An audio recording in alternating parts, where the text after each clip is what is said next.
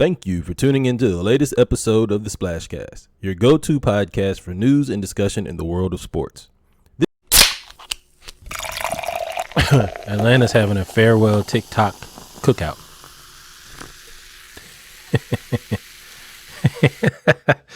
All right, let's press go live. Sam Darnold and Justin Herbert, boy, y'all. Every time I'd never thought you would have those two people in the same conversation. Sam Darnold, I think that people should have realistic expectations. I mean, he's still Sam Darnold. You got the best season out of him. And I really struggle talking football with people because people just have unrealistic expectations. My cousin is a firm believer that the Steelers are so much better than the Falcons. Right now? Like as constructed? No, they're not. No, their defense is better than ours. Hold on, let me give you the context though. They're winners because they won a Super Bowl in 2010, and the Falcons are losers. My counter. So he's not talking. He's talking generality. He's not really generally. He's not generalities. Generally, but he's also talking about we go to the playoffs every year, and I'm like, bro, y'all go to the playoffs and lose every year. I mean, every year. So so is he saying the organization is better than the Falcons, or is he saying the team 2024 Steelers are better than the Falcons? That's just how your brain kind of shut down there trying to figure it out is the same thing that I was having a discussion about. Is you can't call the Falcons losers if they've been to the Super Bowl and won a playoff game more recently than you guys, and then your only answer is, well, we just go to the playoffs every year. And we won a Super Bowl in 2010, bro. 15 years ago. You can. He's pulling a Norwood on Norwood. That's what literally you do with UGA every single year. No matter what bowl, no matter if we were 11-1, 12-1, 10-2, it was always y'all always gonna get a New Year's, but you're never gonna win the championship. You always it was the same thing. But there's a difference. Though. Like I wouldn't call you guys losers. I would just say I would just say you guys are not going to win the game that matters. And I know that may seem like semantics to me, but I don't think just because you don't win the game that matters, you're a loser. No, you've called UGA losers many times. Okay, I was being an asshole at that point, though. He's really trying to defend the point of, I'm like, bro, your team is worse off today than the Atlanta Falcons. Right now, the Steelers are in a worse position than the Falcons. Yeah. They are. For sure. But let's not. Yeah, welcome, ladies and gentlemen. Thank you for joining us on the pregame, episode 175 of the SplashCast Monday Night Raw. I'm your co-host Reggie, and that is my co-host Norwood, who is perturbed by Steelers fans. You can't be just as ghetto as us. Talking about, oh no, we better than you. How? Y'all wasted a whole season. We told y'all what was about to happen with Arthur Smith over there. We told y'all. But now y'all don't. Now they don't have no quarterback, and I'm happy about it. Welcome, ladies and gentlemen, to episode 175 of the SplashCast Monday Night Raw. I'm your co-host, Reggie. I am your co-host, Norwood. Our powers combined. You already know what it is. We are your HBCU homeboys.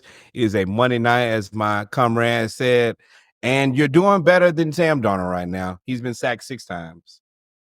And it is now update. So you know what it is. Monday Night Raw.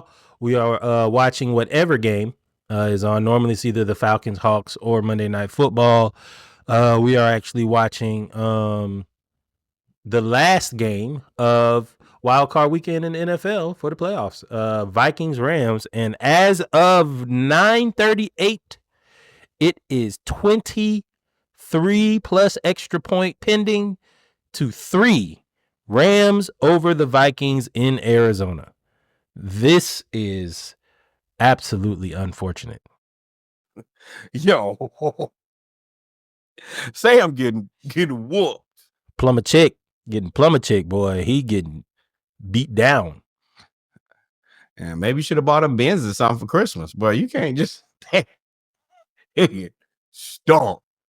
let's move on to so Deshaun Jackson. Deshaun Jackson has hit the ground running at Delaware State. Apparently, this is something that he has been working on for a while. It was just he kept it under wraps in terms of working to be a football coach. But Deshaun Watson, we showed you the portal last week, and that he got, I think, 6 players from the portal last week. He has now landed the highest rated recruit in Delaware State history in Jaden Robinson. 5'10", 160 pounds from Gardena, California. Held 20 offers from Texas, California, Arizona State, just to name a few. Deshaun Watson's on his way, apparently. Yeah, congratulations, 3-star. We'll say the kid, he's a little, I think he's like 5'10", 160. But I think that if there's one person who can tell you how to be an elite player of 5'10", 160, it's Deshaun. He's got to be lightning fast. Yes. And you know he is. And you're talking to the guy who's lightning fast. This is excellent. I like what he's doing already. He ain't wasting no time. Not at all. Not at all. So also he's gotten praise. He got praise from from so many people, just like Mike Vick did. His former coaches, Andy Reid, went to vouch for him and said, "I could not be more supportive of his desire to coach Division I football and would stake my career on his success at Delaware State University. I cannot wait to see where he takes the university and where the university takes him. This is a win-win for everyone, particularly the young men that get to learn from him and the incredible staff he will assemble." Andy Reid, 3-time Super Bowl champ. And I don't remember if he played for the Rams, but Sean McVay came out and vouched for him as well and said, "I could talk about this guy all day. Get too short of it. To keep it short, basically, he's a high character, leader of men, a student of the game, and has an authentic passion that will inspire new supporters to Delaware State football," from Sean McVay. So those are 2 great endorsements from Deshaun Watson. For Deshaun Watson. You can't get better references than the guy and the guy. I do really appreciate them vouching in this way. That's important. Just for the confidence of the program. This is a lot of notoriety. These are the things that get posted and get HBCUs talked about beyond just on HBCU platforms. When Sean McVay says something, it's not an HBCU conversation. It's a football conversation. When Andy Reid has something to say, it's a football conversation. So why those things might not be, to me, it just means a lot. That helps move us forward, move the game forward, and move his program forward. And if he can get some, I'm not saying he should, I'm just saying if it were to happen, he gets immediate success. A lot of times black coaches and HBCUs and minorities just need, I'm not going to say need, but just want to be viewed as a legitimate coach. And these comments and these endorsements help legitimize his stature as a head coach. Not saying he needs to be legitimized from a white man or whatever like that. I'm not saying that. But to have your former bosses and leaders endorse your leadership qualities is huge, especially when they're at the top of the game. The pinnacle. You're talking about, Andy Reid, he right on the precipice. He win another Super Bowl or 2. He going to be the GOAT coach. And Sean McVay is the guy that everybody's trying to replicate. Yep. So, that's absolutely awesome. Go back to this game, see what we got. All right. So then finally in HBCU news, it's halftime. So finally in HBCU news, we talked about Prairie View. This is another callback. We talked about Prairie View. We announced that Tremaine Jackson came from Valdosta State. Valdosta State was upset in the Division II playoffs. They were the number 1 team. He had an incredible run there. He announced that he was going to Prairie View A&M to come back home. He's from Houston. Well, that was 2 weeks ago. In 1 week, 3 days specifically, they got commitments from 6 players quarterback, receiver, linebacker from Valdosta State, 2 DBs, and a defensive lineman. And I looked at all of these guys, and he definitely has a formula for what he's going for. He's going for taller DBs, bigger linemen, and mobile quarterbacks. So this is awesome. We're always shout out to Lights on College Sports for providing us with the update. We are always going to highlight when HBCUs are getting better. And Prairie View, man, y'all better look out in the SWAC West, the Wacky Wacky West as they call it. Prairie View could be right back. Yeah, you go get 6. JUCO, Memphis, Valdosta State, who had a really good season. Baylor, Youngstown, and Northwestern State. Oh yeah, and especially like you said, this thing is up and down. Okay, that's fine. But yeah, this thing is up and down. So yeah, it doesn't take much for you to get what you need these days and turn the program in a different direction. Yeah, and I'm still here. Yeah, no, yeah, you hear? I hear you. Yeah, that's one really good point, and we kept talking about it when we were talking about the portal and leading up to these years, leading up to this era of college football. I was hoping that HBCUs were going to be able to take advantage of this, and instead they are, but they went about it a different way. They got the notoriety and the coaches first, starting with Dion, and then they brought in other coaches, high profile. Now you have Mike Vick and all of these guys, and they're coming back. And now you are getting the transfer, so the talent is getting better. So this is awesome, man. This is absolutely awesome. For collaboration, booking information, or any other inquiries, visit our website at www.thesplashcast.com. Every listen, share, and review is appreciated. Start out with Wild Card Weekend. Texans absolutely crush the Chargers. Absolutely destroyed them. I don't even know the score. I just know it wasn't close. Justin Herbert. Play like Sherbert. I don't got an answer for that. Herbert had the 4th worst passer rating in playoff game history, only to be beaten out by Drew Brees in the year that he retired, if I'm not mistaken, Connor Cook and Brian Hoyer. Kyler Murray and Carson Palmer. Boy, that sucks for the Cardinals to have 2 of the top 6. Worst playoff performances in recent history. And that's pretty accurate. If you wanted to know, if you didn't watch this game and you just looked at this graphic right here, right there, and you were to try to figure out what happened in this game, you would have one of the better educated guesses based off this graphic, because it was an absolutely beat down. For context, 4 interceptions in the game, 3 interceptions for the season. This is something, but I think also probably nothing. People have bad games. Did he have a bad game at an inopportune time? Yes. I see that we especially now we live in this knee-jerk reaction in society where as soon as somebody does something bad, then suddenly they're the worst ever to ever exist. I want to put context around this. Justin Herbert, still probably better than quarterback for your team, unless you're probably 4 or 5 teams in the NFL. Let's be real here. Did he have a bad day? Surely. And bad day is an understatement. He got his ass cooked. He played terrible. But there are not any alternatives for Justin Herbert that are available. Anything better than him, you can't get to. Period. Not even close. You can't get even a reasonable alternative to Justin Herbert. So did he have a bad game? Yes. Is he probably the reason they lost that game? Yes. Did he take accountability for that? Yes. It's life. This is his 2nd playoff game, right?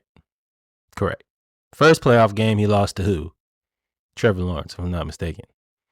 Both playoff games, he has been pedestrian at best. 6.3 yard average per pass, average per completion. 7.6 average per completion. 1 touchdown, 0 interceptions. 1 touchdown, 4 interceptions. Justin Herbert, for as much flack that Trevor Lawrence gets from you, but from a lot of people, Justin Herbert has been living off potential too. He hasn't produced in the playoffs in the 2 times that he's gotten there. And at some point, you have to look at Justin Herbert and look at him in the same vein as a Trevor Lawrence or Danny Dimes or whatever. You have all the potential in the world, but you're not delivering for whatever reason that you want to say. But that conversation has to take place. You haven't been great. You were mid. 23-3 this year is mid. 23 touchdowns in 17 games, 18 games is mid. That's not even a touchdown. That's barely a touchdown a game. That's mid. So at this point, Herbert, yes, he played awful, but how long? And I agree, you may not be able to get somebody better than him unless you go to the draft and hope and try to develop. But unless he turns the corner, how long do you go with Justin Herbert?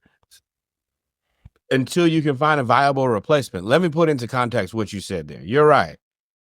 But Trevor Lawrence win-loss record is 22-38. Justin Herbert win-loss record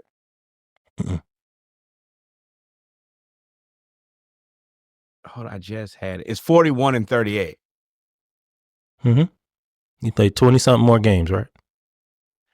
Yes, that means that Trevor Lawrence needs to win all of the next season games in a row. He needs to go undefeated, which we know he's going to go more defeated than undefeated. Trevor Lawrence already got his 38 losses. Justin Herbert's had a better team and better coaching. Better team by far. By far. Not even close. I would also say that 41-38 and 22-38 and close. By far.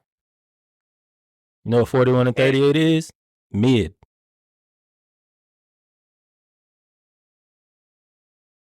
Sure. Okay. Then what is Trevor like? Okay, if Justin Herbert is mid, then what is Trevor Lawrence at 21-38? Bad. But okay, Justin Herbert gets the narrative around Justin Herbert and the narrative around Trevor Lawrence are different. And to me, they should be similar. Justin Herbert is at the point now where you got to prove it. You've had 1, 2, 3, 4. You've had 3. You had 3 Pro Bowlers on offense. You've had a great defense since you've been there. Jaguars defense was solid. Now let's not act like Jaguars didn't have Joey Bosa. The Jaguars don't have Khalil Mack. They don't have Derwin James. They didn't have none of these players. Okay, so this is what I will say. I don't think that Justin Herbert and Trevor Lawrence are comparable. I don't think. I disagree. I think that the only reason they're not comparable is because people like Justin Herbert and people don't like Trevor Lawrence. But they both haven't accomplished much. Trevor Lawrence actually has a playoff win against Justin Herbert. So okay, like we know all the quarterbacks in the NFL. Me and you've been potting for 2 years. Do you think that, and I'm asking you a legitimate question, do you think that Trevor Lawrence and Justin Herbert, if you're picking a team, is it and you got to pick one of the two, is it a tough call for you between the two that you pick? After this year, yeah. For now, I put them in the same or similar category. Justin Herbert has gotten by on pure potential, the same way that Trevor Lawrence has gotten by. Justin Herbert has had better teams. He had Keenan Allen, Mike Williams, Austin Eckler. Bruh, Sam Darnold gonna have. He had another pick? No, another sack. They just letting him get it. Was somebody hurt? We can come back to this. I'm not gonna forget my points. But was somebody hurt? Did they miss an offensive lineman? Yeah, they missing them on purpose. Oh yeah, number 92. Hey! Dang, he got slung. They're not even hitting him hard. They just like laying him down. Like, all right, Right. Oh man, but we'll get back to that. But like Justin Herbert, at some point, I think he'll. I'll say this. I'll say this. Wait, let me say this. I'll say this. Herbert is a year away from where Trevor Lawrence is in terms of if Justin Herbert doesn't produce next year, produce something, playoff win or something, I think people will, a lot of people will start looking at it like, do we move on? What do we do? What can we do? Now, if you better not arm your enemy though. That is the thing that I think that people are now getting to the point that they're kind of missing the boat on. It ain't this plethora of quarterbacks. Yeah, that are world beaters. And I've looked at Trevor Lawrence and I've looked at Justin Herbert. Justin Herbert is probably a little too safe for me. But one thing about Justin Herbert is he is safe. Trevor Lawrence is not anything. And I want to be very clear. Trevor Lawrence has been the man and supposed to be the man since he was in the 8th grade. Period. Mm-hmm. After him leaving Clemson, he ain't never been the man. Never. Ever. And okay, Urban Meyer, cool. Now, Doug Peterson, you kind of got to back up on. Dougie B had them Eagles, and they was playing together. What did Justin Herbert do since he been drafted? He was the number 1 overall pick, too, now. You're right. But Justin Herbert has at least held this team in the road. Like, has he? Or was he held in the road? Move him then. That's where I'm at. Move them. Because when y'all move these quarterbacks and y'all figure out there ain't that many left, then you're going to be like, you know what? I wish I had kept him around. Go ahead. I agree with that point that it's not a lot of quarterbacks left. I can tell you for sure that if Jacksonville could trade for Justin Herbert tomorrow, they will backdate it today. Can we get it? Here, fine, you can have it. Great. I agree with you. I agree that it'd be difficult to find a replacement for Justin Herbert. I agree that Jacksonville would trade Trevor Lawrence for Justin Herbert at this point. I also think that I don't know if it would make that big of a difference. I don't know if Justin Herbert would go to Jacksonville. I mean, it'd make a big difference this year. Well, no, because Trevor Lawrence. I don't know if Justin Herbert wins a playoff game with Jacksonville. I don't know what else you could give Justin Herbert for him to win. Right? The year that they lost to Jacksonville, you were supposed to win. You had a top defense that year. And you had Keenan Allen. I will say. And Mike Williams. But they ain't never.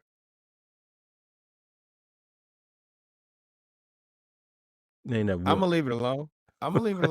They never what? At the end of the day, I also understand value in quarterback. You're not getting a guy better than him. Not disagreeing with you. But the narrative around him can't be I don't see a reason why he's put on this pedestal anymore. He's not. Yeah, he is. A pedestal of a top whatever. I don't see why you put him up there. Now there is a reason because he's better than a lot of guys. The other part about it is you're kind of stuck in the same, like, he's not the first guy you need to come to and ask questions. Before you can ask Justin Herbert, you got to get to Josh Allen, you got to get to Lamar. Like, I think that Justin Herbert is more in the Jalen Hurts category of, like, there is an expectation, but you got to leave me alone until Lamar and Josh Allen do something. What? So you saying until Lamar and Josh Allen do something, Justin Herbert is okay? Yes, by way of. I think the expectation for Josh Allen and Lamar to get to the next level, like, you can't expect anything more out of Justin Herbert than you're going to expect out of Josh Allen and Lamar, right? You mean MVP Lamar? Sure, you're right. Justin Herbert hasn't even been considered for MVP. You're never going to be the MVP with Josh Allen, Patrick. Like, he's I'm gonna tell you who I think he is. He I don't want to call him great value Matt Ryan, but that's where I think he is. Like, you're gonna be the fifth guy every time. You're gonna be somewhere between Matt Ryan and Eli every time. The difference is Eli's up years was up. I think he's Eli. I think if you give him a team at this point in his career, if you give him a team and tell him not to F it up, you're right. He's safe. He won't F it up. But Justin Herbert ain't gonna go get you no wins. Not that, I mean, every time that we've seen, he's nope, that's disrespectful. Nope. But I was about to call him Trent Dilfer. Right. You're not. He's not Trent Dilfer. That's why I said he's not Trent Dilfer, but he needs to be. But like being somewhere between Matt Ryan and Eli Manning is a Hall of Fame level quarterback. Let's be real about it. I don't put him nowhere near Matt Ryan right now. Matt Ryan, no. Okay, but when you look at people who are like, so tell me the quarterbacks, and we're not gonna be here all day. Tell me the quarterbacks you think better than him. You think that Jalen Hurts better than him?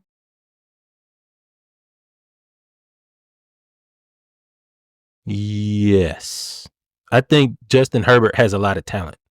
I don't think Justin Herbert has tapped in. He hasn't performed. Jalen Hurts has performed better than Justin Herbert. What does Jalen Hurts have? You think so? Who do you think has the better talent, Jalen Hurts or Justin Herbert? Who has Justin Herbert throws the ball further. Jalen Hurts runs the ball better. No. I'm saying team talent. Oh, this year, yeah, Philadelphia this year, yeah, Philadelphia. And what year have the Eagles had less talent than the Chargers? 2022. In 2022, did they have AJ Brown? No, I don't believe they had so. Devontae? No, 2021 was when Georgia won the national championship. 2022, yeah. Did they have Devontae? That might have been the first year they had him. Let's look at the Eagles. You said 2022? The 2022, I believe, is when Justin Herbert had Keenan Allen, Austin Eckler, and Mike Williams. AJ Brown on the team. 88 catches for 1,496 yards, 11 touchdowns. And I still think the Chargers 2022 team was better. Hold on. Let me tell you. Jalen Hurts, Miles Sanders, AJ Brown, Devontae Smith, Dallas Goedert, Jason Kelsey, Josh Sweat, Fletcher Cox, Hassan Reddick, Darius Slay, James Bradbury, CJ Gardner-Johnson. Oh, no. Justin Herbert, say what you want to. He ain't played with that. In 2022? The 2020. Look at the 2020. Okay, I'll look at the 2022 Chargers. Let's look at the roster. It ain't that. I don't know how to look at the roster from the and Linval Joseph. Oh, I'll pull it up for you. 2022. Because that's when they lost to the Jacksonville. If I believe. Okay, 22 roster. Justin Herbert, Austin Eckler, Keenan Allen, Josh Palmer, Mike Williams. Yeah. He ain't Devontae. And Mike Williams was in 2022. Mike Williams was. You crazy. You crazy. Mike Williams was the number 2 receiver. He was the number 2. Mike Williams, 63 catches for 895 yards versus Devontae Smith, 95 catches for 1,196 yards. His rookie year? Close. He did that his rookie year? 1,000. Wow. 196 yards and 7 touchdowns. AJ Brown's 88 catches, 1,496 yards and 11 touchdowns. What did Keenan Allen have? Ain't not that. Keenan Allen, 66 catches for 752 yards and 4 touchdowns. In 2022? Yeah, he did. 66. So it was 2020. Was it 2021 that they lost? Damn. I got to look because 2021, Keenan Allen had 106. And in 2023, he had 108. Oh, he played 10 games. He was hurt.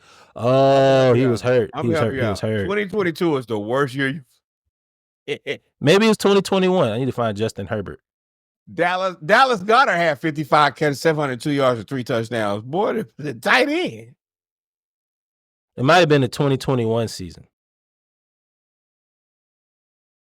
Like, I like Jalen, but there's no way that I can put Jalen Herbert and Justin Herbert in the same category of like rosters. No. Oh, it's 2021. 2021. My bad. 2021, 2022. My fault. Wrong year. 2021, 2022. That's when they went to the... Boy, I used like 55 catches for Keenan Allen. I was like, Keenan Allen had 55 catches. I'm like, boy, hey, bro, this is a master. This is historically like one of... That's the time where you're supposed to win a championship, when they look that good. I don't have nothing. They made it to the Super Bowl and lost to the Chiefs. Right. But I'm that. So 2021, Keenan Allen. Hold on, time out. I'm gonna shoot you some bail. I've been there before, and you got a little overzealous, and you was like, you know what, this the year, and you like, you know what, no, that was not. It was the year before. My bad. My bad. Give you no grace in podcasting, bro. They just expect you to know. I got a job that I'm also. No, I read it wrong. I did. I had nothing to say. Keenan Allen in 2021 had 100. So it's 2021, 2022 is the year. That's before he got there, right? Okay. Before AJ Brown and Devontae got there, right? Or maybe that's the year Devontae. So that year, 2021, you had Keenan Allen.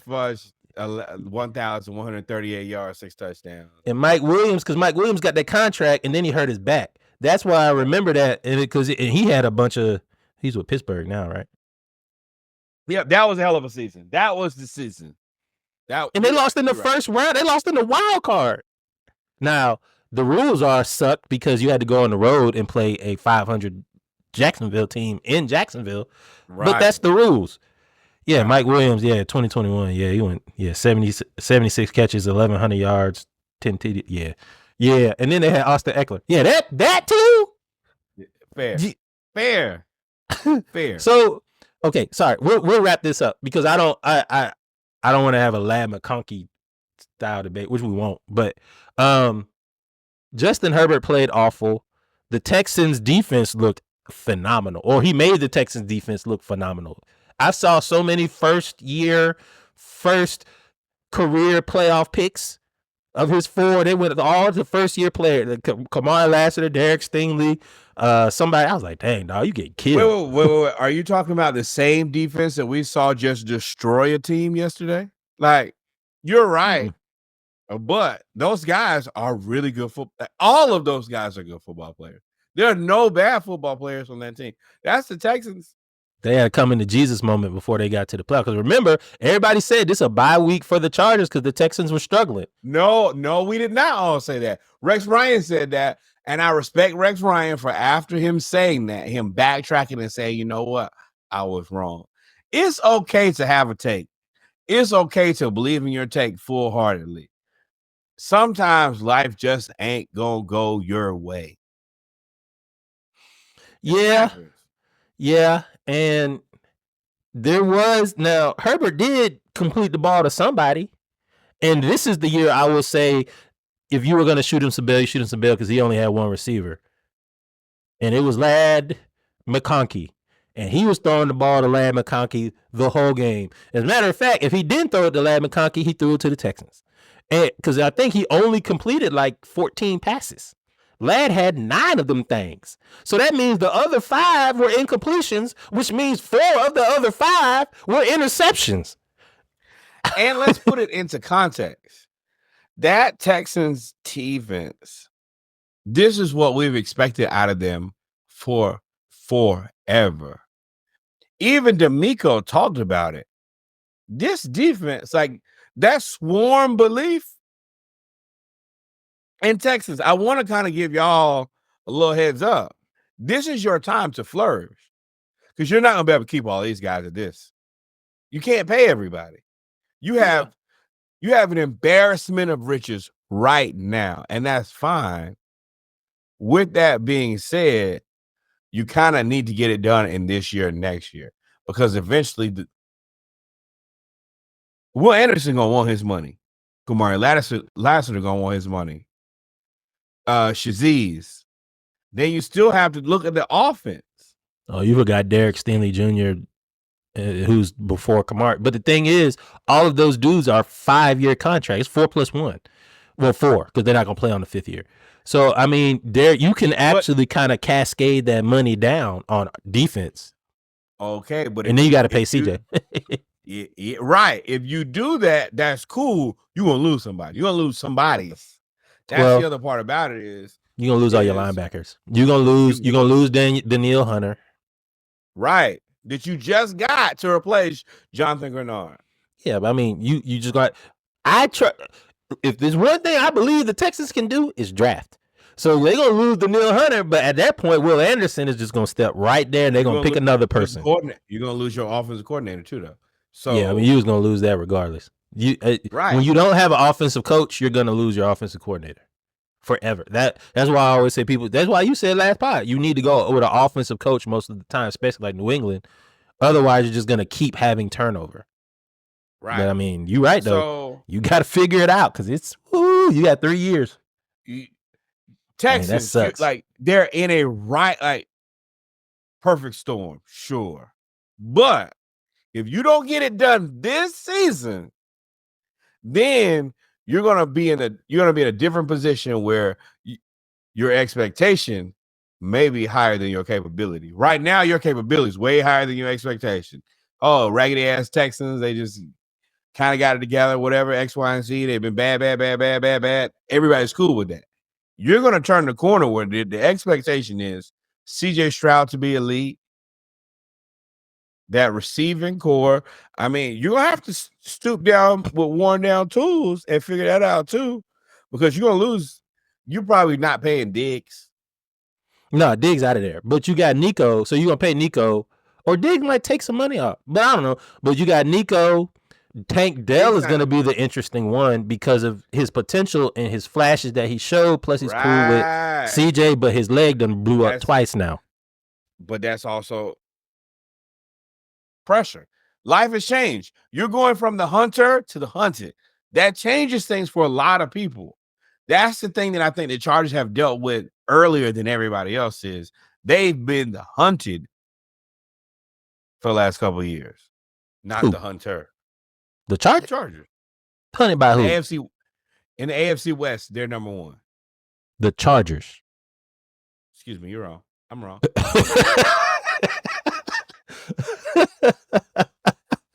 The reason I said that, and I'm going to admit when I'm wrong, is because Mahomes is so out of this world that we just forget he plays. I know. I did it last week. I was like, ain't no black quarterback like you. Reggie. Who was I talking about? I was like, Jay Nell. He's the best rookie black quarterback. He's the best young black quarterback we done seen since Lamar. Reggie. There's a man in Kansas City. And just like you did, just like I did you last week, I tapped you on your shoulder saying, hey, he's the... They done been off for a month. He's Voldemort. He's Voldemort for the rest of y'all. Like, he's not my problem because my team is an NFC team. But boy, Lamar... and Josh Allen, I don't care what y'all do. Y'all gotta have bad dreams. Ain't no answer. And it's they're gonna get all the MVP. They may steal the MVP this year for Josh Allen. But it ain't gonna matter because you still gotta go to Kansas City and you still gotta beat them. I honestly want to get mad and throw my mic stand because Lamar is going to end up with 3 MVPs and he's just not the most valuable player. He's not better than Mahomes. This year he is. This year he's been better than Mahomes. He's not. Yes. See, that's where you get tricked. No, it's a year-to-year award. Is he better than Mahomes? No. Are his numbers going to be better than Mahomes? Sure. Well, I mean, that's not fair. That's subjective. You can't measure that without the stats. I agree. That's the reason that you put Lamar in this terrible situation. My stats say I'm better, but I just can't beat him. Mahomes is legitimately the big brother that you don't want to deal with. even as a little brother, I know sometimes I've been better than my big brothers at things. It don't matter. He's just gonna beat me, and that's what's, especially if it happens this year. What do? That's the one thing that Mahomes can do that nobody really has an answer for is he can sun Josh Allen and Lamar. Only person he can't sun is Todd Bowles. And you can't say that, like, this team's not like, oh, well, this team's definitely better than what they got. No, it ain't. These teams are evenly matched. He doesn't have the Jalen Hurts embarrassment of riches where I have A.J. Brown, Devontae Smith, Dallas Goedert, Saquon Barkley, throw everything I got on defense. Who? Mahomes don't got that. No, he doesn't. His receiving core is better this year than it was last year. But last year was just last year was trash. Last year, I'm gonna tell y'all this. Y'all had no business letting him. Yeah, y'all fucked up. Y'all had no business letting him win a championship last year. Because last year was like, with what? Last year was your year, San Francisco. That's why y'all going through what y'all going through. Last year was your year. San Francisco's fault is that they never gonna pay a quarterback. You can't be cheap forever. Hey, one thing we know. Yes, you can. Baltimore ain't never gonna pay no wide receiver. And you ain't gonna get no Super Bowl. You get put out of here. It's the same thing dealing with a quarterback. You can be cheap as long as you want to. Eventually, you have to spend your money, bro. If you want her to be happy, you gotta spend some money. Yep. Good tangent. Good Patrick Mahomes tangent. Justin Herbert. We talked about that. Matt Conkey has. Nine catches. I've never called him Matt Conkey before. 9 catches, 197 yards, a touchdown, long of 86. I mean, Justin Herbert, I was making that stat up, but I guess I was right. He really only completed 14 passes. 9 of them went to Ladd. 4 of them went to the Texans. Right. There's only one, and the other one was a throwaway. I'm a firm believer. You do not have to be good at all the different types of math. If you're good at addition, subtraction, multiplication, division, you are okay. Well, that's math. Everything else, that's all math. All math is that. Do not engineer me. That's all math. All math is based off those 4 principles. You got it, big dog. You just break. All you gotta do is break the problem down. I've been in some math classes. Did not go great for me, and I can multiply, add, subtract, and divide with the best of them. Yep. So we did the live look in on the Rams and the Vikings. The Vikings just that. It's not an excuse, but I do think that switching over to Arizona, I'm sure that was pretty chaotic. But I mean, y'all lost. Let me put the context. You had a backup quarterback that had a fantastic season. Your luck is going to run out. It's over. What did y'all expect? What did you expect when you found out that your quarterback that you drafted was not going to play for the entire season because of a meniscus tear? Your expectations were low. The lowest. Nobody expects you to be better than the Bears. Nobody expects you to be better than the Packers. You got in the playoffs and lost. Congratulations. Yep. So Vikings out. I'm sure there's gonna be a rule change now about kind of like in the NBA when they did the record versus division titles thing. They'll make the division title more of a tiebreaker instead of absolute 1, 2, 3, or 4. So that's what they're trying to do.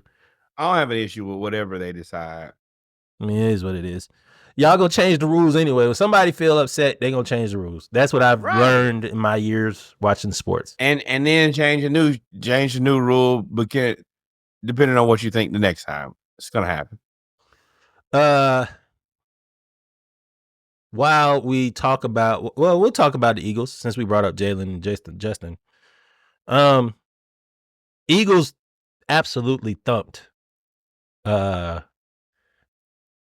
Absolutely beat the hell out of the Green Bay Packers from the opening kickoff. I mean, hit stick, fumble, score on the next play, 7-0, never look back. The Packers, Actually, I lied. They didn't thump them. They should have. It was 22-10. They really should have beat them 45-10 or 45 to whatever with what that defense did. This game was very, very interesting, and we'll talk about the stats if you want. But I asked our Eagles fans as soon as they showed AJ Brown reading the book and he only had one catch, and as soon as they did that, I was like, yo, are y'all sure that they're all good? Or y'all are all good going to the second round? Like, it looks like to me that Jalen and AJ just don't like each other.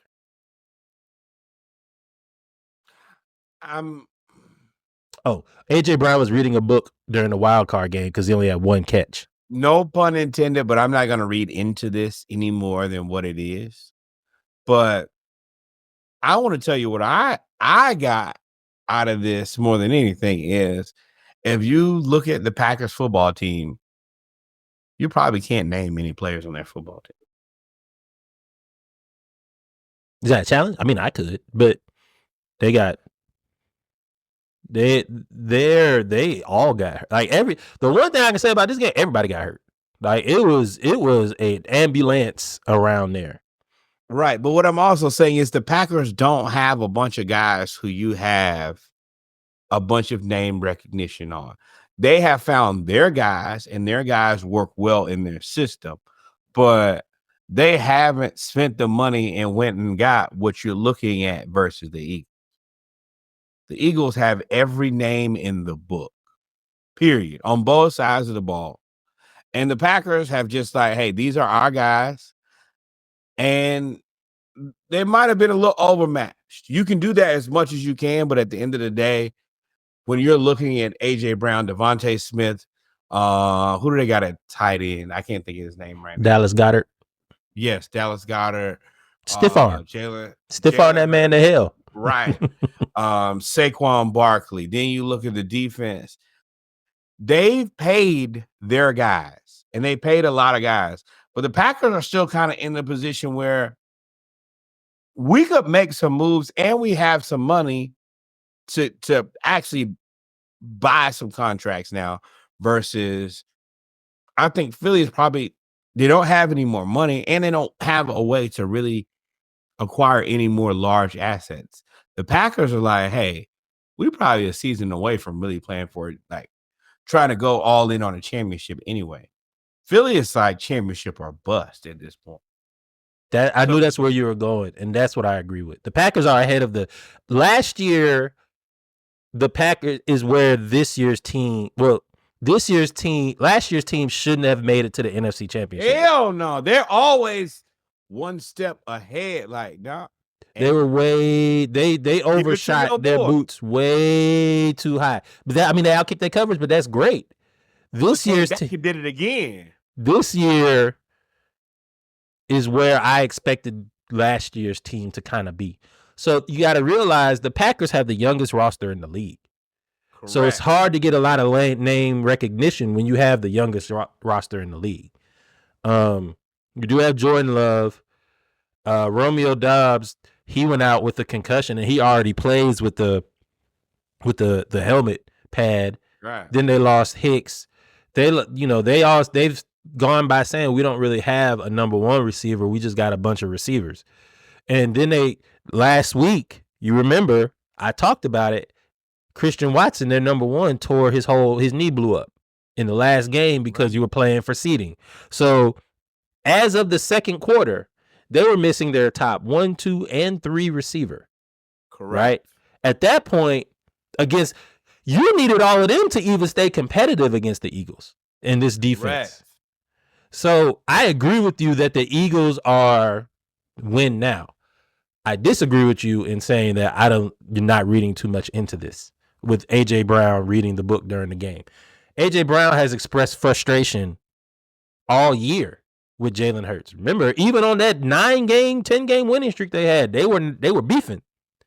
And for AJ Brown to say, hopefully this pulls up quick, but for AJ Brown to say, my teammates call it the recipe. It's the first time I heard that y'all got me on camera, but it's not the first time at the game. I've been reading the book. My teammates know it, and then Jalen Hurts in the press conference, I've never seen him read. I've seen the book. Oh, he does say I've seen the book in his hands. Okay, I misread that. I said I've never seen him read. So I don't. You're right. You could look too much into this, and this could be nothing, or it could be something. Oh yeah.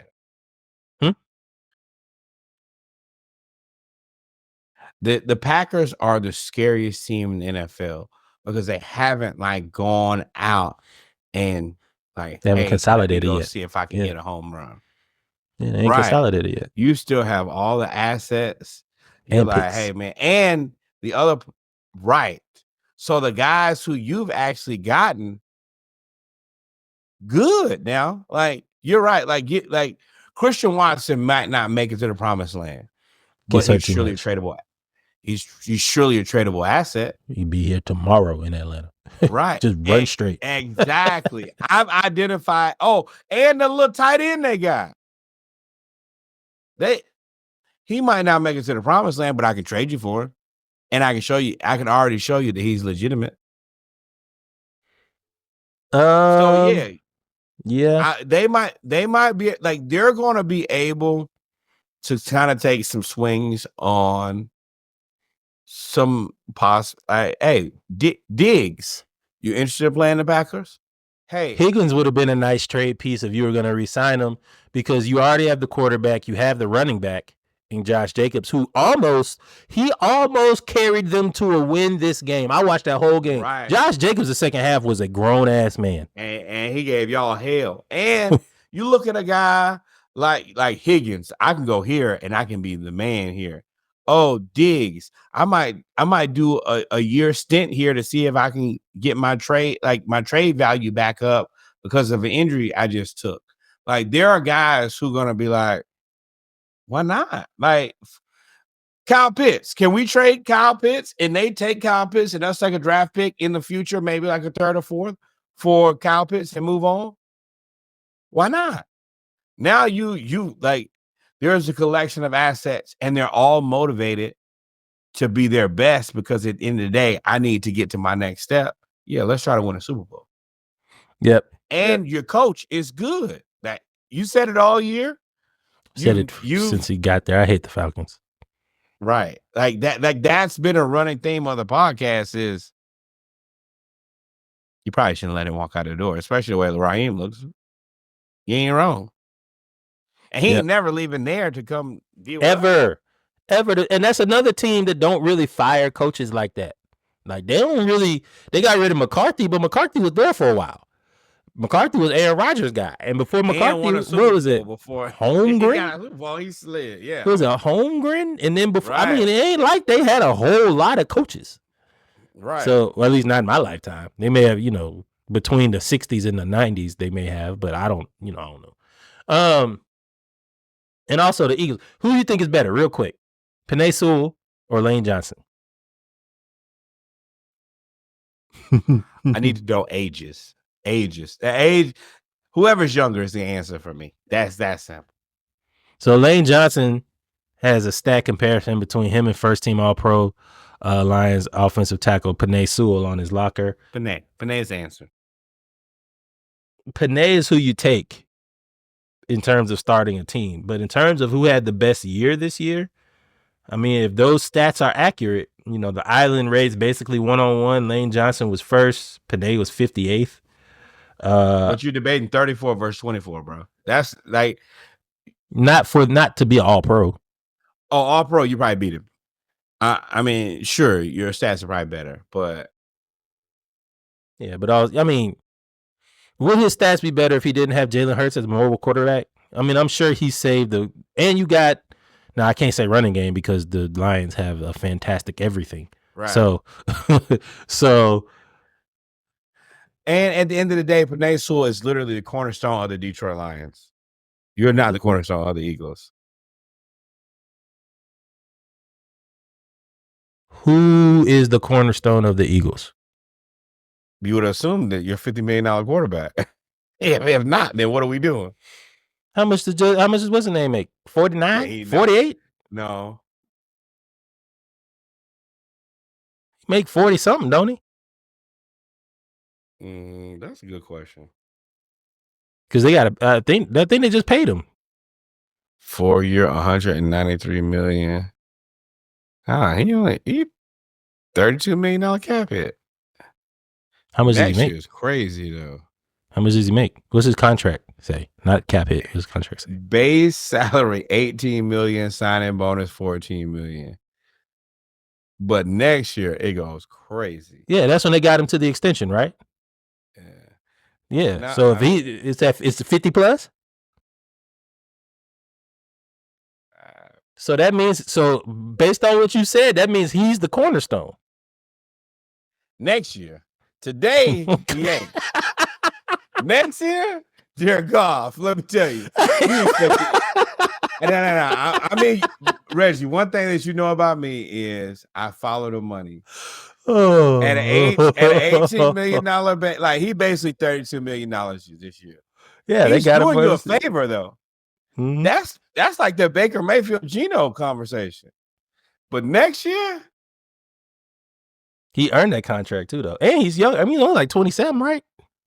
No. He's 30. He's 31 this year. He'll be 32. But quarterbacks, it's like 27. Oh yeah, but yeah, well, no. Then you definitely gonna pay me 55. This my last. This may be my last. Absolutely. You best to assume it's your last. Whether you get another one or not is up for debate. But this year, he not your cornerstone. Next year, $55 million. Hey, but we gave you a 2-year grace period. Sneaky, I see you said Panay. He said so. The people in the chat, shout out to Sneaky, shout out Vanessa, shout out all y'all. Say it's Lane. Lane was the best tackle, but Panay was right there, and I think because they rewarded the Lions for being better. And I mean, some of them stats, you look at rushing now, Saquon did he ain't do all of it by himself. He ain't do half of it by himself. He definitely did more by himself than any of the backs for the Lions did by themselves. And Panay caught touchdowns and threw touchdowns. And Panay, there is also just the experience factor. You as a 34-year-old man comparing yourself to a 24-year-old man, you ain't never gonna win that battle. It just don't work. You got the experience. There's no reason for y'all to be comparable, and you got the experience. Oh, ironically, I'm watching the Lakers. I got the Lakers Spurs on now. They're honoring Pat Riley in LA and that 80s Lakers team amidst all of this Jimmy Butler saga. Interesting. Other news that happened in the wild card weekend, Ravens absolutely beat the hell out of the Steelers. And now folks are starting to call for Mike Tomlin to be evaluated in terms of replacing him. I don't think they've won a playoff game in what? Do it. 10 years? Do it. Hey, I can't wait for y'all to take that little raggedy organization, throw it away. Y'all want to do it anyway? Go ahead.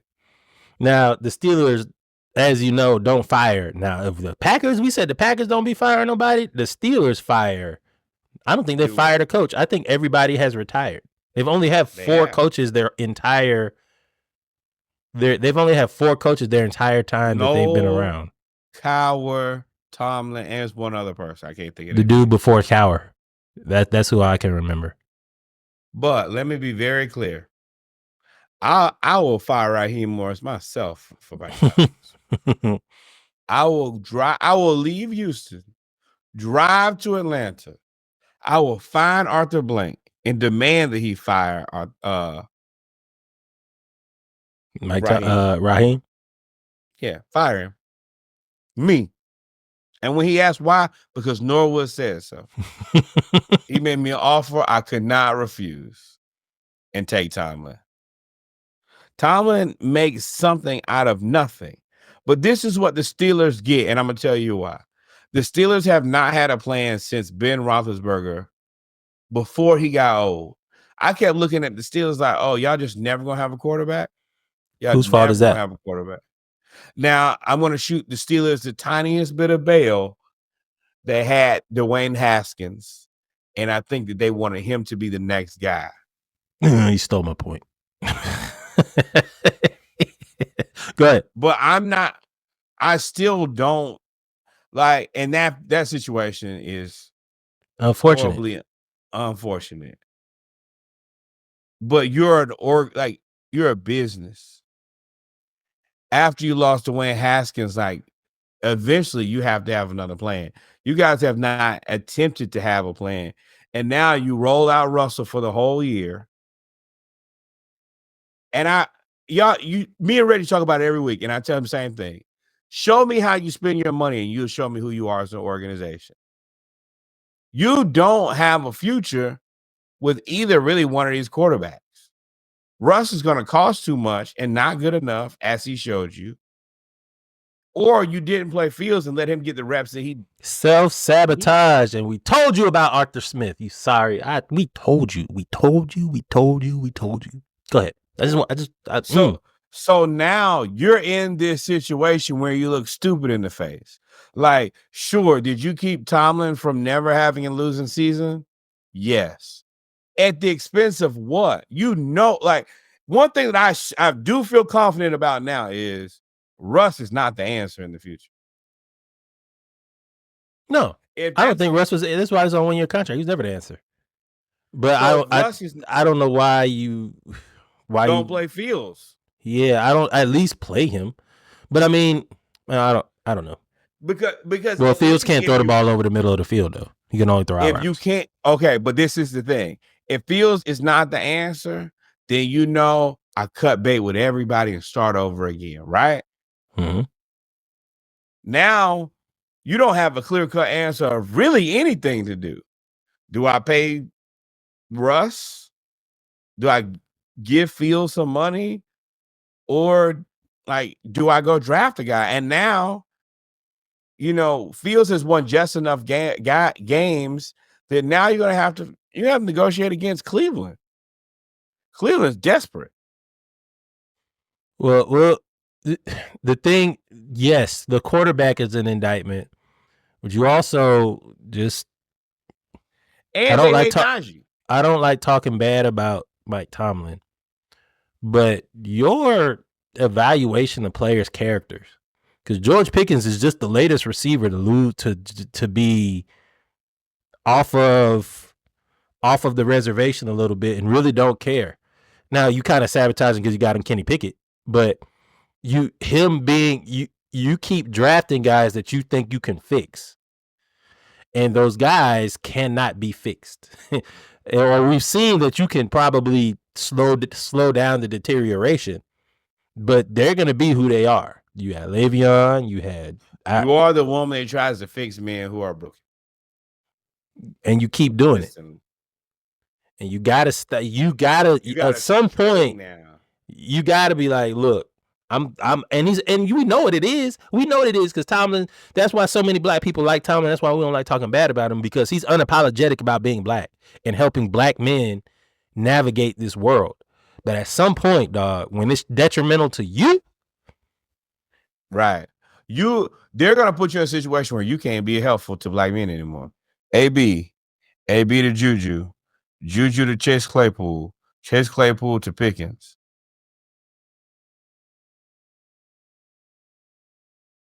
Man, if you keep dating the same man, you forgot about Deontay Johnson too. Oh, Deontay Johnson. You're right. 5. Is it the men or is it you? If you draft these players who can't be reasonable in your organization, is it the players or is it you? And it don't matter. You're going to be the person held responsible either way. Yeah, you definitely are. So, I mean, shout out to Lamar. I mean, Lamar had a hell of a game. Derrick Henry had a hell of a game. Like, we buried the lead on the fact that they won, but we kind of knew that they were going to win. Right. But we always said that. I said all season, the Steelers are a scam. Like, the Ravens have their own questions, but the Steelers are such a team without any direction or future. Yeah, the Ravens have direction and they have future. They just don't draft wide receivers. That's their fatal flaw, and they'll pay for that when they pay for it. But the Steelers, What are you looking to Steelers next year and think? What do we do? What is this team? And we're not even talking about TJ Watt, who's not really doing much of anything. He just kind of spinning his wheels. I think he got hurt because TJ Watt was leading the league in sacks at the beginning of the year, and then he hurt something in the middle of the year, and then for the last 7 games, he was like, "I'm just out here," so. I mean, I don't know because he was so unstoppable until that Washington game. Boy, he destroyed Caleb McGarrett. He took him outside and said, "Me and you, we're gonna have a moment," and he had a moment on his. So, you got the Ravens, Steelers. We said the Eagles won. Texans crushed the Chargers. Vikings, Rams. The last game was the Washington Commanders versus the Atlanta Falcons. I'm sorry, the Washington Commanders versus the Tampa Bay Buccaneers. It was the exact same game. They did the exact same thing. That's what you want to see. I wish I could show y'all what my notes say. Commanders beat Bucks. Beat them the exact same way as they beat the Falcons. Held the ball from the Bucks in the second half. Jaden Daniels does it again. Baker costly fumble. That's the exact same thing that happened to the Falcons. Except for we didn't have a fumble. We scored at the end to go to overtime. That was it. But the one thing that I will say is I think that if you put these 3 teams together, the Falcons are the worst of the team. I think that the Commanders just better. The Bucks are just better. The Falcons, it's small tweaks that y'all would need to make to be better, but you're 3-3.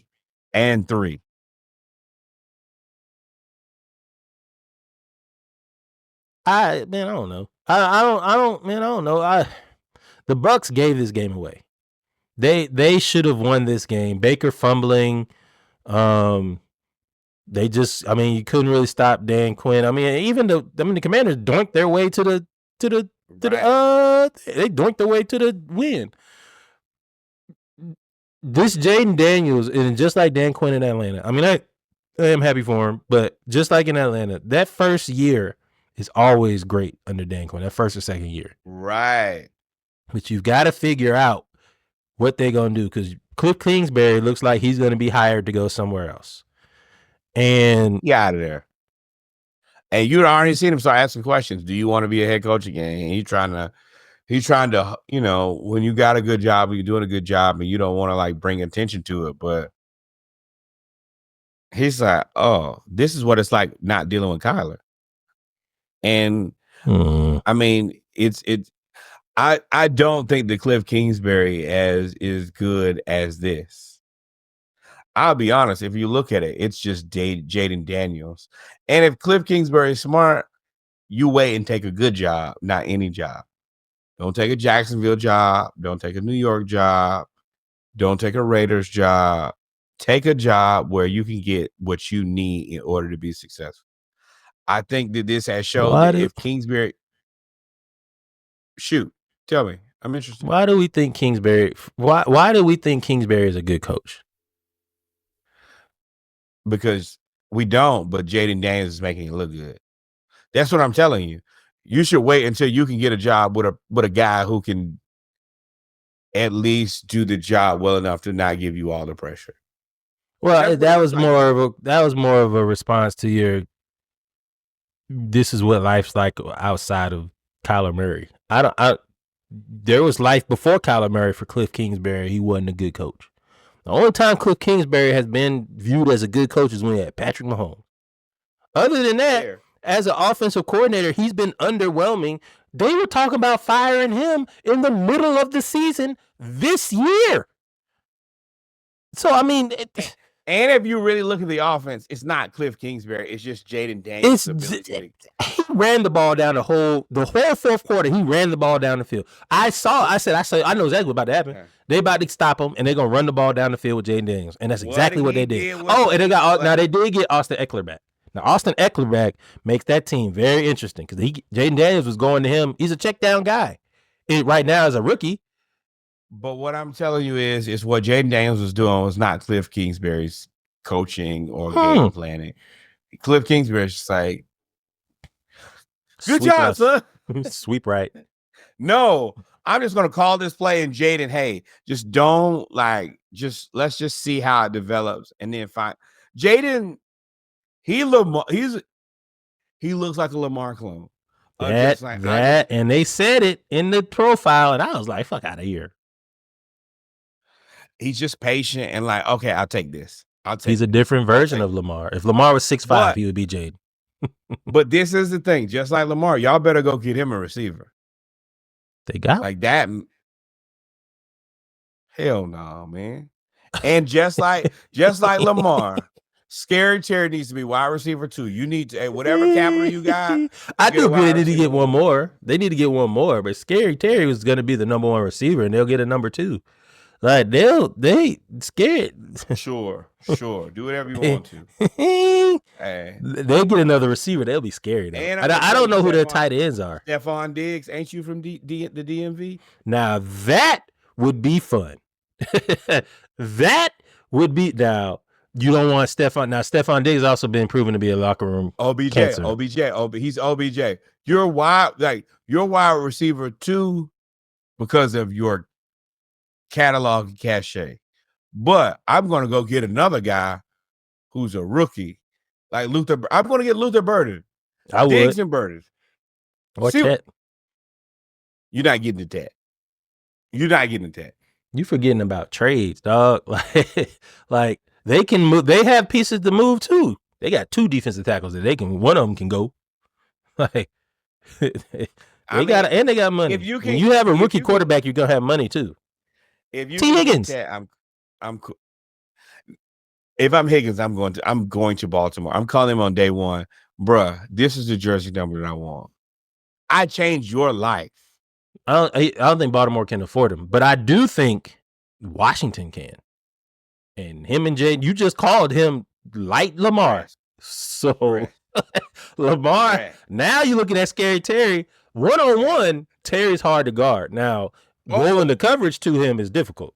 But 1-on-1, he's the best. They called him the best he was the best contested catch person this year. I don't agree with that, but I'll let the numbers do what the numbers do. But you're right. If he can go back to what I think is his natural position of wide receiver 2, he is a scary wide receiver 2. He is a treacherous. Hey, I don't want that problem. Yeah. Catch our latest episodes and stay updated with the world of sports by tuning in to the podcast live on Mondays or catch the re-air on Dive Team Media Network, where you can also check out other Dive Team Media content as well. The Knicks are 3rd in the East. Even though they lost to OKC, they're still 26-15, 3 games behind Boston, 3 games ahead of of Orlando. I can't wait for the Knicks to run out of gas.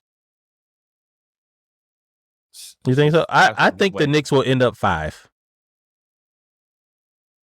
I don't care about nothing regular season with them. What you gonna do when we in the playoffs and your guys are gassed or injured? They're going to end up at 5, and they're going to end up playing Milwaukee or Orlando. That's not a great matchup either, let me tell you. They could beat both of those teams. I mean, they could lose. But they could lose both. Yeah, no, they can't beat Milwaukee. They can't beat Milwaukee. I don't think especially if Middleton comes back. If Middleton is benched. He's back. He's benched. Right. But he's got plenty of time to get his mind right between then and now. They still don't have an answer for Giannis. We keep forgetting about the trade deadline. Right. Middleton can be on the move. Then you just go get a 3, and they can get anybody. I don't know. Let me look at his contract. I don't think it's super bad. Maybe it is though. It is. His last it's like 30 million. 30-something million, right? It's like 30. I think he got 3 years, 100 and something million. But you gotta come on, computer. I went and looked at Justin Herbert's contract too. Ooh. Yeah. His last year, Justin Herbert is $71 million against the cap. That's the new answer. Okay, back to basketball. Somebody gonna say no to a quarterback. With no playoff wins. I mean, look at Kyler. Everybody who paid max for their guy. Somebody gonna be like, "Hey man, I ain't got it." Jerry, I ain't got the money to pay. Jerry went all the way to Bluff, all the way to the end, and said, "Damn, all right." Right. And broke. But yeah, Middleton may be movable. I would still have to look back at his contract and see if there's an incentive, because if it's like 3 or 4 years, I'm not taking that contract. No, he just signed it, so he may be it might be 4 years, and he's in his second year. I can't remember. But there's really no other teams you could poach. I mean, if you're the Knicks, there's not. The Kings. Now the Kings would be somewhere you could look. Oh, go get Cam Johnson, Kevin Huerter off the bench. There's your shooting. Like, that gives you, and he's from up there, ain't he? Yeah, he's from up there. Yeah. No. But he it's about time for him to find a new place too. Come on. No, he's from Albany. New York. Yeah, that's what I meant. He's from the state of New York. I mean from New York City. I mean, I thought you were talking about Milwaukee. No, New York Knicks. Yeah, he would actually be a really good addition for them. And yeah, that's what I was saying. Yeah. My bad. I went from Milwaukee and then I started talking about football and jumped back to the Knicks. Yeah, Milwaukee. You're right. My bad. Milwaukee. They need Kevin Huerter there too. Huerter there too. They need shooting. Yeah. You always gonna need shooting. You got Giannis. 65, and he in like 15, 16, and it's only 2 more years. Is this year and next year? So yeah. Yeah, Huerter would be a great. Sure, he would be great on our team right now. And you could re-sign him for a very reasonable amount. But what $18 million do you have that's not bogey to give up? To us? Yep. You'd have to get rid of everybody else. But you'd have to get rid of all them bench players. But I mean, for Milwaukee's sake, they need to go get a scorer. Bad. Knicks, I don't know what the Knicks need. I don't know. They need depth. They need depth. They need to go to a team that has a whole lot of players for sale, like Portland, Washington, Toronto. Charlotte's actually not going to give up any of their players because they are actually building something. See if they could get D'Angelo on a buyout from Brooklyn. The Knicks, yeah, you need a backup point guard. Yeah. If you had it, yeah, and he would go to the Knicks before the Hawks. So we're 20-19. We just jumped right up to the 7th spot for their win. Yeah, but that right there is the Pacers and the Bulls and us and Detroit. Detroit getting it together too, man. And they talking about John Collins of Detroit. And I'm like, ooh. Yeah, they are 8-2 in their last 10 games. They're getting them a look. Yeah, and getting them a look closer. If they had John Collins, they could have a little bit of range and a little size. Yeah. I mean, I would keep an eye on Miami. If Jimmy Butler goes, there's no point. Where's Kyle Lowry? He's in Miami, right? No, Kyle Lowry Philly. on the Sixers bench, maybe. Yeah. Yeah. Okay. I would look at Miami. You may be able to get a couple other players. I was not going to suggest Kyle Lowry. Depending on what they do, but if they trade Jimmy, then they can resign and go get anybody. So then maybe it's not for sale. I don't know what Indiana's doing as I go through these standings. We just kind of talking now. I'm going through the standings and trying to figure out what we're doing at the trade deadline before we do Hawks talk. I don't know what Indiana's doing. Well, Tyrese Halliburton just started playing good again, so that's kind of the issue. He was facilitating well, but he couldn't hit the broadside of a barn for a minute. And now that he seems to have found his shot, I mean, they still got the guys. They got Nembhard, they got Mathurin, they got Miles Turner, they got Spicy P. Who I'm glad we did not pay for that though. That would have been terrible. I don't know where you could trade him.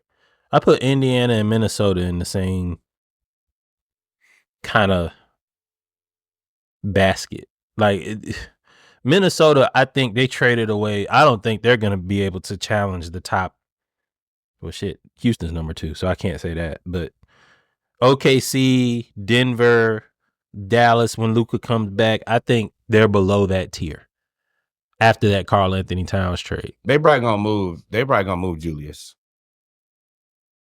To who? To where? Toronto is 9-31. Julius for Jimmy? I've been saying that for like 5 years.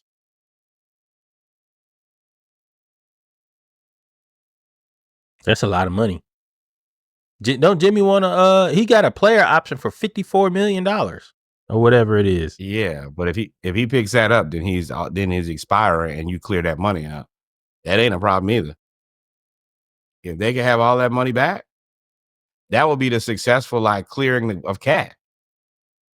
You get money. Yeah. You have an opportunity then, and you could pay kind of, hey, Anthony Edwards, who do you want to be your guy for the next forever? Who do you want that you like really believe like, hey man, this is the guy who we need to go after? We'll go get him. The Pelicans is another roster you could raid. I think they already made it known that everybody's available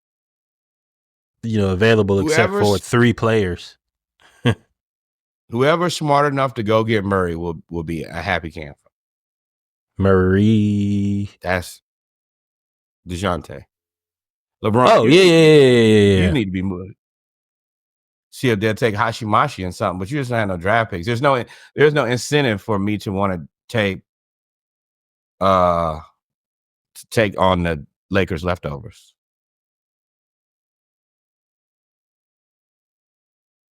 Yeah, I don't know where DeJounte Murray fits in any of these.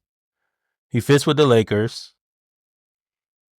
You may be able to get him to Denver, but Russ is right now taking that over. So you're not. They're not moving anybody in Denver. Jamal Murray Jr. is going. Jamal Murray's falling out. I'm not saying he's falling out of favor, but Russ is there. Russ being there makes that interesting because Jamal doesn't start, right? I think he does, but what do you like? Why would I take Jamal Murray if I'm New Orleans? Oh, yeah. I mean, you wouldn't just be Jamal Murray. Yeah, there's never going to be a straight up trade. So I'm suggesting that with Jamal Murray is probably, I think, more expensive than 30 and 50 million. Yeah, $20 million more. I got to give you the better player and something else for a guy who probably, and ain't that contract like 3 or 4 more years? Yeah, he just signed it. Yeah, he signed it right after the championship year.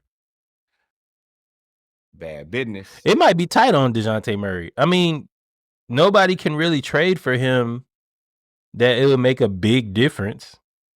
The Lakers can't trade for him. Minnesota would be nice. Who's their starting one? Conley? Mike Conley, yeah. Yeah, that's your move. And you can take Conley to the bench probably.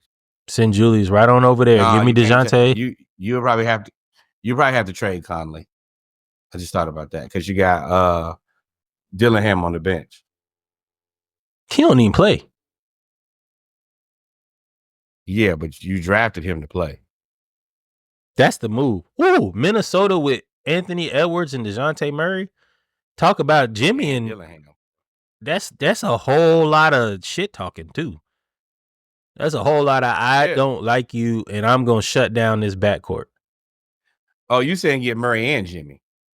No, they can't get Jimmy. I'm just saying you can't get both. I want Anthony Edwards with somebody who's DeJounte. Anthony Edwards and DeJounte would be crazy. Boy. That would be crazy. It'd be stressful on Rudy though, boy. They'd be on his ass. Why? But that might be the best thing for Rudy, honestly. Just them two, they're terrorists now. But man, I trade Rudy too, man. Jamal Murray falling off a cliff. Trade Rudy to the Freddie Magic. Van Fleet, boy. Trade Rudy to the Magic. They're not taking. Why would they do that? Why would the Magic do that? They don't need any more bigs. I mean, you'd have to trade something back. They just need a guard. Give me Give him Murray. I think that's who really needs Murray. Yeah. Murray to That the would be Magic. hell for the Hawks, boy. DeJounte Murray on the Magic would be hell for the Hawks. Oh, that won't happen. Paolo and Murray got beef.